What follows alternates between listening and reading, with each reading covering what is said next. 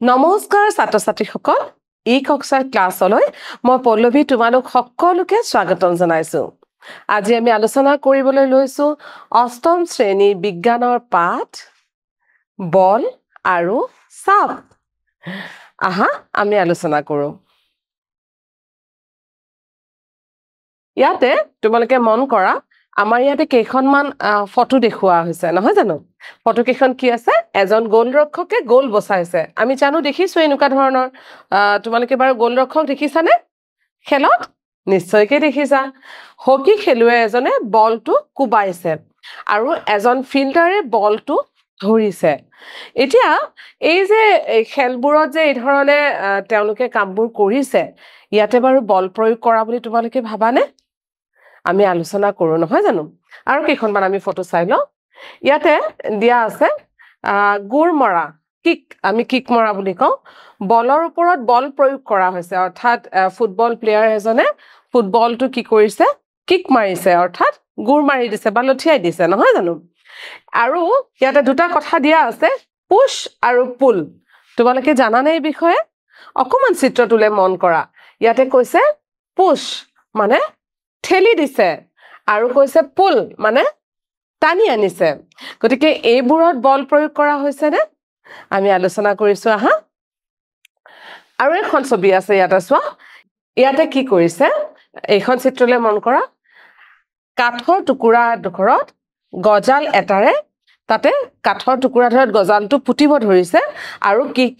কেনেকৈ কৰা হৈছে হাতুৰীৰ সহায়ত হাতুৰীৰে আঘাত কৰি এই গজালটো কাঠ দুখৰত ফুটা কৰিছে বা কাঠ দুখৰত সুমুৱাই দিব বিচৰা হৈছে নহয় জানো ঠিক আছে বাৰু গতিকে এইবোৰ যে আমি কামবোৰ দেখিলো কামবোৰ কেনেকুৱা ধৰণৰ কাম বুটলা খোলা বা বন্ধ কৰা টান মৰা ঠেলা গুৰ মৰা ডাঙি ধৰা টুকৰ মৰা কুবুৱা আদি কাৰ্যই কিছুমান বিশেষ ধৰণৰ ক্ৰিয়া কৰে আৰু এইবোৰ কৰাৰ লগে লগে কি হয় এনে প্ৰতিবিধ কাৰ্যৰ ফলত কোনো এটা বস্তুৰ গতি এইটো অকমান মন কৰিবা কোনো এটা বস্তুৰ গতি কিবা নহয় কিবা এটা পৰিৱৰ্তন ঘটে নহয় জানো গতিকে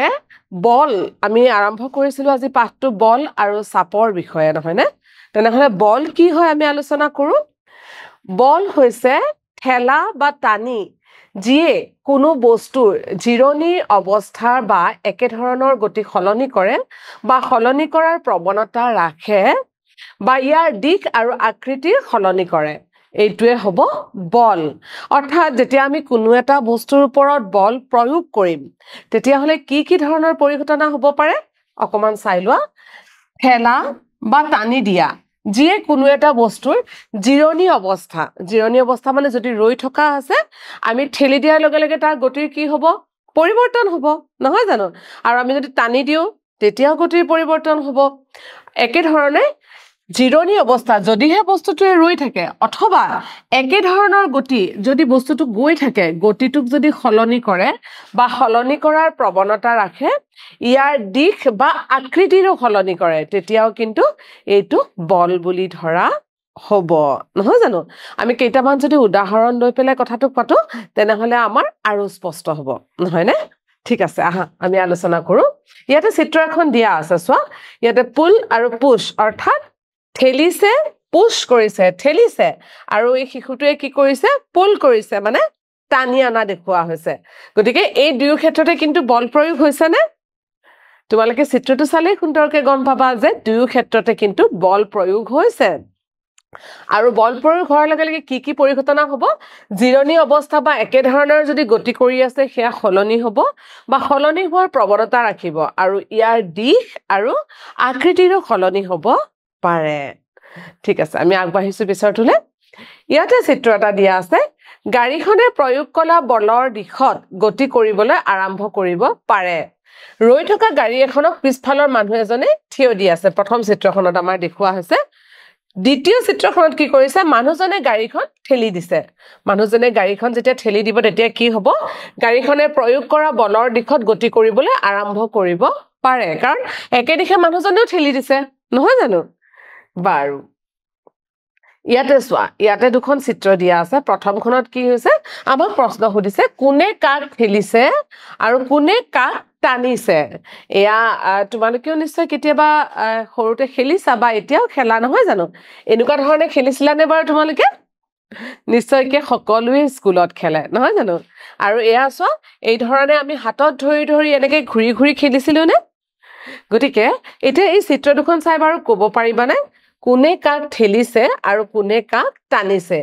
ইয়াত দেখুৱা পৰিস্থিতি দুটা ছোৱালীবোৰে ইজনী সিজনৰ ওপৰত বল প্ৰয়োগ কৰি আছে অৰ্থাৎ এই চিত্ৰখনতো আমি দেখা পাইছো যে ছোৱালীজনী দুজনী ছোৱালী ইজনী সিজনী ঠেলিছে আৰু এইখন চিত্ৰৰ ক্ষেত্ৰত আমি দেখা পাইছো যে দুয়োগৰাকী ইজনীয়ে সিজনী টানিছে নহয় জানো বাৰু আৰম্ভ কৰিছো আৰু এটা চিত্ৰ ইয়াতে মন কৰা কোনে কাক টানিছে ইয়াতে চিত্ৰখনত আমি দেখিছো যে এজন ভদ্ৰলোকে তেওঁ কি কৰিছে গৰুটো টানিবলৈ চেষ্টা কৰিছে আৰু এটা দিশলৈ টানি টানি লৈ যাব বিচাৰিছে আৰু একে ধৰণে গৰুটিও নিজৰ ফালে ৰছীডাল পঘাডাল টানি টানি লৈ গৈ আছে নহয় জানো আমি এটা সিদ্ধান্তত উপনীত হ'ব পাৰো যে বলৰ সৃষ্টি হ'বলৈ অন্ততঃ দুটা বস্তুৰ মাজত পাৰস্পৰিক ক্ৰিয়া সম্পাদন হ'ব লাগিব আমি চিত্ৰবোৰ চাই আমি আৰু এটা সিদ্ধান্তলৈ আহিব পাৰো কি সিদ্ধান্ত যে বল সৃষ্টি হ'বলৈ কোনো এটা বস্তুত বল সৃষ্টি হ'বলৈ অন্ততঃ দুটা বস্তুৰ মাজত পাৰস্পৰিক ক্ৰিয়া সম্পাদন হ'ব লাগিব এইটো কথা মন কৰিবা যে বল সৃষ্টি হ'বলৈ পাৰস্পৰিক ক্ৰিয়া সম্পাদন হ'ব লাগিব আগবাঢ়িছে পিছৰটোলে এনেদৰে এটা বস্তুৱে এটা আন এটা বস্তুৰ ওপৰত কৰা পাৰস্পৰিক ক্ৰিয়াৰ ফলস্বৰূপে দুটা বস্তুৰ মাজত বলৰ সৃষ্টি হয় অৰ্থাৎ আমি কি পালো যে ইমান কেইটা উদাহৰণ ছবিবোৰ চাই আমি এটা কথা গম পালো এটা বস্তুৱে আন এটা বস্তুৰ ওপৰত পাৰস্পৰিক যি ক্ৰিয়া কৰে সেই ক্ৰিয়াৰ ফলস্বৰূপে বস্তু দুটাৰ মাজত বলৰ সৃষ্টি হয় আশা কৰো তোমালোকে বুজি পাইছা নহয় জানো বাৰু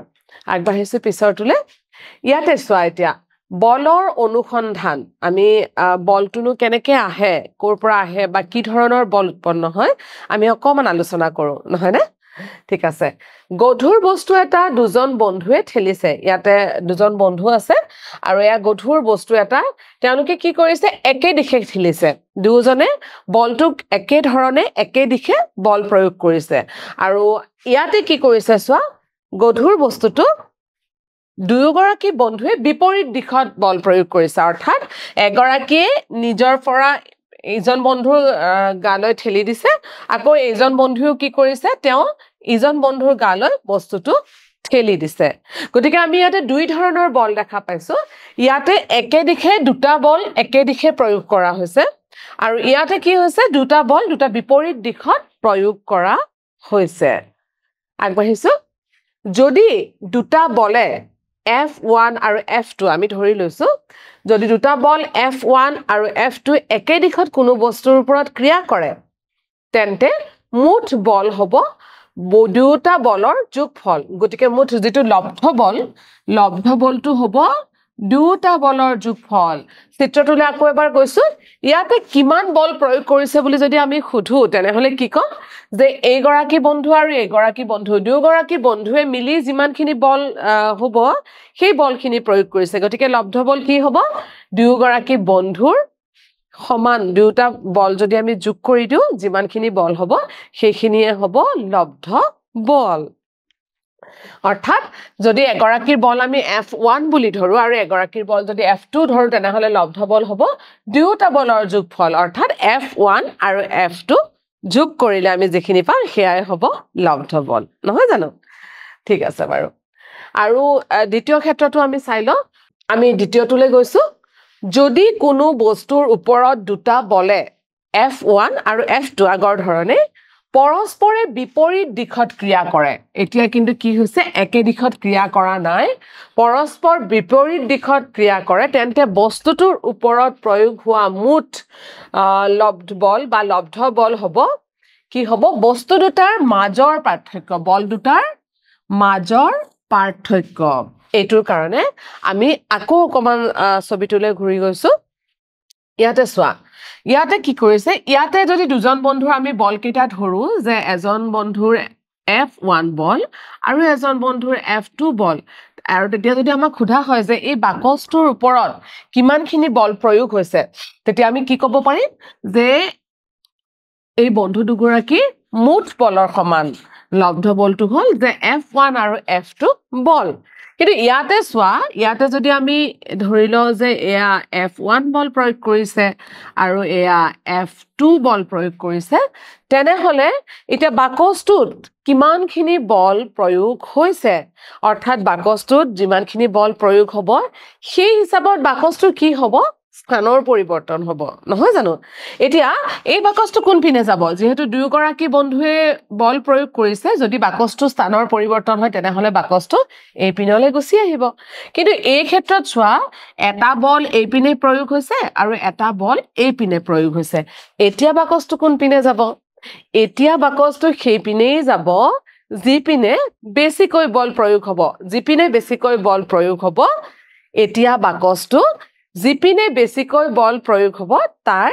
বিপৰীত দিশলৈ যাব অৰ্থাৎ এই বন্ধুগৰাকীয়ে যদি F1 যদি বলটোৰ পৰিমাণ বেছি হয় তেনেহলে বাকচটো কি হ'ব এই পিনলৈ গুচি যাব আকৌ F2 বলৰ পৰিমাণ যদি বেছি হয় F1তকৈ তেনেহলে বাকচটো কি হ'ব এই পিনলৈ গুচি আহিব গতিকে এই ক্ষেত্ৰত বাকচটোত প্ৰয়োগ হোৱা লব্ধ বলটো কি হ'ব দুটা বলৰ পাৰ্থক্যৰ সমান দুটা বলৰ পাৰ্থক্যখিনি হ'ব পাৰ্থক্যৰ সমান হ'ব অৰ্থাৎ F2 - F1 হ'ব ঠিক আছে বাৰু এতিয়া ইয়াতে দেখুৱাই হৈছে যে মুঠ বল এই বাকচটোৰ ক্ষেত্ৰতে দেখুৱাই আছে F1 আৰু F2 একে দিশতে প্ৰয়োগ কৰিছে গতিকে F1 আৰু F2 হ'ল মুঠ লব্ধ বল ইয়াতে F1 প্ৰয়োগ কৰিছে ইপিনে F2 প্ৰয়োগ কৰিছে গতিকে মুঠ লব্ধ বলটো কি হ'ব যেটো বল ডাঙৰ হ'ব আচলতে F2 - F1 বা F1 - F2 যেটো বলে ডাঙৰ হ'ব ডাঙৰ বলটোৰ পৰা সৰু বলটো কি হৈ যাব মাইনাস হৈ যাব মুঠ লব্ধ বল অনুযায়ী ওপৰত বস্তুৰ ওপৰত প্ৰভাৱ পৰিব আশা কৰো তোমালোকে নিশ্চয় বুজি পাইছা নহয় জানো বাৰু আগবাঢ়িছো আমি পিছৰটোলে ইয়াতে চোৱা দুটা দলে সমান পৰিমাণৰ বল প্ৰয়োগ কৰি টানিলে ৰছীডাল কোনো ফালে আগ নাবাঢ়ে কাৰণ আমি যদি চাওঁ এই চিত্ৰটোত এই দলটোৱে এইখিনিতে মাজতে এইখিনিটো এটা বল প্ৰয়োগ কৰিছে এইখিনিটো এটা বল প্ৰয়োগ কৰিছে এতিয়া দুটা বল দলে যদি সমানে বল প্ৰয়োগ কৰে তেনেহলে ৰছীডাল কি হ'ব কোনো পিনে আগবাঢ়িব নোৱাৰে এনে ফলত দুটা দলে ৰছীডাল পৰস্পৰে বিপৰীত দিশত টানে নহয়নে কিন্তু কোনোবা এটা দলৰ যদি বল প্ৰয়োগ কম হয় বা কোনোবা এটা দলে যদি বল প্ৰয়োগ বেছি কৰে তেনেহলে কি হয় যেটোৱে বল বেছিকৈ প্ৰয়োগ কৰিব তেওঁলোকৰ পিনে ৰছীডাল টান খাই যাব তেওঁলোকে ৰছীডাল টানি লৈ আহিব পাৰিব আৰু যেটো দলে বলটো কমকৈ প্ৰয়োগ কৰিব বা তেওঁলোকৰ পৰা কম বল প্ৰয়োগ কৰা হ'ব তেওঁলোকে কি হ'ব ৰছীডালৰ সৈতে তেওঁলোকো আগবাঢ়ি আহিব এনেকুৱা ধৰণৰ খেলবোৰ তোমালোকে স্কুলত নিশ্চয় খেলিছা বা ঘৰত বা বন্ধুবৰ্গৰ লগতো নিশ্চয় খেলিছা নহয় জানো গতিকে চোৱা আমি খেলা প্ৰত্যেকটো খেলতে প্ৰায় প্ৰত্যেকটো খেলতে আমি বল প্ৰয়োগ কৰোৱে নহয় জানো বাৰু যেটো দলে অধিক জোৰে টানে অৰ্থাৎ বেছি বল প্ৰয়োগ কৰে সেইটো দলে শেষত জয় লাভ কৰে কোনো বস্তুৰ ওপৰত একে দিশে প্ৰয়োগ হোৱা বলসমূহ যোগ হয় এটা চিত্ৰটোৰ ক্ষেত্ৰত চোৱা এই তিনিওগৰাকীয়ে কি কৰিছে একে দিশত টানিছে গতিকে ইয়াৰে লব্ধ বলটো কি হ'ব তিনিওগৰাকীয়ে প্ৰয়োগ কৰা বলৰ সমান হ'ব একে ধৰণে এই পিনেও এই তিনিওগৰাকী খেলুৱে প্ৰয়োগ কৰা বলৰ সমানেই হ'ব লব্ধ বল একে দিশত টনাখিনি যদি কোনো বস্তুৰ ওপৰত দুটা বলে পৰস্পৰ বিপৰীত দিশত ক্ৰিয়া কৰে তেন্তে বস্তুটোৰ ওপৰত প্ৰয়োগ হোৱা মুঠ লব্ধ বল হ'ব বল দুটাৰ মাজৰ পাৰ্থক্যৰ সমান এইখিনি কথা ইতিমধ্যে আমি আলোচনা কৰিয়ে আহিলো নহয় জানো বাৰু হে আমি এটা কথা জানিলো যে বল এটাৰ মান আন এটা বলতকৈ কম বা বেছি হ'ব পাৰে কোনো এটা বলৰ পৰিমাণ ইয়াৰ মানৰ দ্বাৰা প্ৰকাশ কৰা হয় বল এটাই কোন দিশত ক্ৰিয়া কৰিছে কোনো এটা বলৰ পৰিমাণ ইয়াৰ মানৰ দ্বাৰা প্ৰকাশ কৰা হয় বল এটাই কোন দিশত ক্ৰিয়া কৰিছে সেইটো আমি নিশ্চিত কৰিব লাগিব তদুপৰি যদি প্ৰয়োগ কৰা বলৰ মান অথবা দিশ সলনি হয় তেন্তে ইয়াৰ প্ৰভাৱো সলনি হ'ব গতিকে আজি পাঠটো আমাৰ ইমানখিনিয়ে আছিলে প্ৰিয় ছাত্ৰ ছাত্ৰীসকল আজি আমি বলৰ বিষয়ে আলোচনা কৰিলো আৰু লব্ধ বল যদি এটা বস্তুৰ ওপৰত দুয়োফালৰ পৰা বল প্ৰয়োগ কৰা হয় যি লব্ধ বল হ'ব লব্ধ বল আমি কেনেকৈ উলিয়াম বা একে দিশত বল প্ৰয়োগ কৰিলে মুঠ লব্ধ বলটো আমি কেনেকৈ উলিয়াম এই বিষয়ে আমি আলোচনা কৰিলো এতিয়া আমি আগবাঢ়িছো মূল্যায়নলে আহা আমাৰ আজিৰ প্ৰথম প্ৰশ্নটো আছে যদি দুটা বলে F1 আৰু F2 একে দিশত কোনো বস্তুৰ ওপৰত ক্ৰিয়া কৰে তেন্তে মুঠ লব্ধ বল হল দুটা বলৰ কি হ'ব নিশ্চয় তোমালোকে ক'ব পাৰিবা দুটা বলৰ যোগফল হ'ব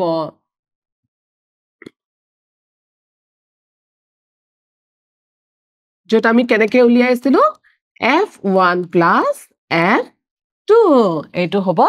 লব্ধ বল যেহেতু দুটা বলে কি কৰিছে একে দিশত ক্ৰিয়া কৰিছে নহয় জানো বাৰু আগবাঢ়িছো আমি পিছৰটোলে যদি কোনো বস্তুৰ ওপৰত দুটা বলে পৰস্পৰ বিপৰীত দিশত ক্ৰিয়া কৰে তেন্তে বস্তুটোৰ ওপৰত প্ৰয়োগ হোৱা মুঠ বা লব্ধ বল হ'ব বস্তু দুটাৰ মাজৰ সমান কি হ'ব ক'ব পাৰিবানে এইটো এটা বিপৰীত দিশত প্ৰয়োগ কৰা হৈছে দুটা বলে পৰস্পৰে বিপৰীত দিশত ক্ৰিয়া কৰিছে অৰ্থাৎ যদি দুটা কোনো বস্তুৰ ওপৰত দুটা বল অৰ্থাৎ F1 আৰু F2 এ ধৰিলো আমি আগতে এটা উদাহৰণ পাইছোৱে তোমালোকে পাইছাই যে এইটো এটা বাকচ ইয়াতে এটা বল F1 আৰু এটা বল F2 দুটাই বিপৰীত দিশত ক্ৰিয়া কৰিছে গতিকে এতিয়া বাকচটোৰ ওপৰত প্ৰয়োগ হোৱা মুঠ লব্ধ বলটো কি হ'ব বল দুটাৰ মাজৰ পাৰ্থক্যৰ সমান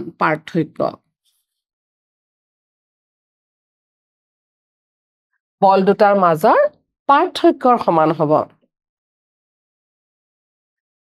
এবাৰ আগবাঢ়িছো আমি পিছৰটোলে বল সৃষ্টি হ'বলৈ অন্তত দুটা বস্তুৰ মাজত পাৰস্পৰিক ক্ৰিয়া সম্পাদন হ'ব লাগিব বল এটা সৃষ্টি হ'বলৈ যিকোনো বস্তুৰ ওপৰত যে আমি বল প্ৰয়োগ কৰো বা বল সৃষ্টি হয় সেই বল সৃষ্টি হ'বলৈ দুটা বস্তুৰ মাজত পাৰস্পৰিক ক্ৰিয়া সম্পাদন হ'ব লাগিব এই কথাষাৰ শুদ্ধ নে অশুদ্ধ তোমালোকে ক'ব পাৰিবানে তোমালোকে নিশ্চয় কি ক'ব পাৰিবা এই কথাষাৰ একেবাৰে শুদ্ধ কাৰণ বল প্ৰয়োগ হ'বৰ কাৰণে যিকোনো দুটা বস্তুৰ মাজত পাৰস্পৰিক ক্ৰিয়া হ'বই লাগিব তেতিয়াহে বলটো প্ৰয়োগ হ'ব নহয় জানো ঠিক আছে বাৰু প্ৰিয় ছাত্ৰ ছাত্ৰীসকল আমাৰ আজিৰ পাঠটো ইমানখিনিয়ে আছিলে আজি আমি শিকিলো বলৰ বিষয়ে বিভিন্ন ধৰণৰ ক্ৰিয়াকলাপত বিভিন্ন ধৰণৰ খেলত কি ধৰণৰ বল প্ৰয়োগ কৰা হয় আৰু বল প্ৰয়োগৰ ফলত কি হ'ব পাৰে বস্তুৰ কেনেকৈ আকৃতিৰ পৰিৱৰ্তন হ'ব পাৰে দিশৰ পৰিৱৰ্তন হ'ব পাৰে যদি বস্তুটো স্থিৰ অৱস্থাত আছে হিয়া গতিপ্ৰাপ্ত হ'ব পাৰে অথবা একে দিশত থকা বস্তু এটাৰো গতি সলনি হ'ব পাৰে ইয়াৰ উপৰিও আমি বলটো একে দিশত ব্যৱহাৰ কৰিম অথবা বিপৰীত দিশত বল প্ৰয়োগ কৰা হৈছে সেই বিষয়ে আমি কিছু কথা আলোচনা কৰিলো আশা কৰো তোমালোকে নিশ্চয় বুজি পাইছা মই অনুৰোধ কৰিম যে আজি আলোচনা কৰা কথাখিনি তোমালোকে কিতাপখনত সুন্দৰকৈ আকৌ এবাৰ পঢ়িবা আৰু দৰকাৰী কথাসমূহ টুকি ৰাখিবা আমি আহি আছো আৰু এটা নতুন ভিডিঅ'লৈ তেতিয়ালৈ নমস্কাৰ